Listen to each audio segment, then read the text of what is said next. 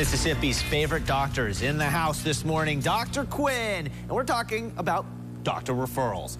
And it's something that we, especially me, always think about. How come one doctor refers you to one doctor and another to another, and it kind of just goes in like this web, and people always wonder, well, you must be getting something for doing it. So Dr. Quinn, give us the details of how a doctor referral really goes down.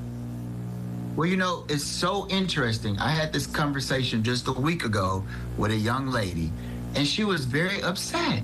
She conveyed that she didn't understand why I sent her and her sister and her brother to the same cardiologist where they all got bills. And she asked me, she said, Dr. Quinn, are you getting paid under the table? What's going on? Why'd you send all of us to the same cardiologist? And what I explained was, in the history of all three of the siblings, their father had a congenital heart condition of which he lost his life. And they all had symptoms that were suggestive. And I explained that the cardiologist I referred them to had the equipment and the training to not only identify if they had the same heart condition, but he could properly treat them so that they could not have the same fate as their father. And I explained that this is very standard and is good care, and it's because I cared about her and her siblings. Yeah, that's really interesting. Is there some type of, I guess, you know, relationship building, though, that does kind of go into doctor-doctor and referrals and stuff like, hey, I know this guy's a good guy. I know he's a good person and he's going to do you right. Or you send him to a doctor just based off what they have? Well, basically, the deal with this is I've been in practice as a family physician for 22 years right here in Mississippi, and a lot of stuff in life is trial and error. You refer a patient to a specialist, they do a really bad job, you don't refer to that specialist anymore.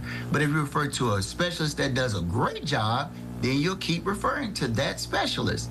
I have a specialist that I just got finished explaining about that treats breast cancer. And a patient came in just 15 minutes ago. She was crying, she had an abnormal mammogram, and she needed follow-up. I called the doctor on the phone. His name is Dr. Timothy Apston at St. Dominic's, and he said, send her today at 3 o'clock.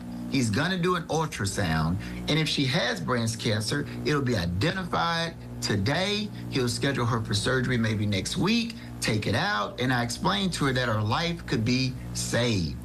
Yeah, that's a great story, actually. And you talk about just, you know, first-person stuff. I mean, it's right there.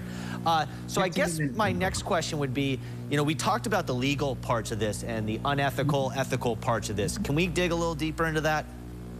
Well, here's the deal.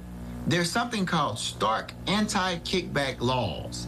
And if it's determined that the specialist is giving money or any type of financial benefit to the primary care doctor that refers, then that doctor will be prosecuted. I've known doctors that have gotten prosecuted over my last 22 years of being involved in that type of activity where they got kickbacks.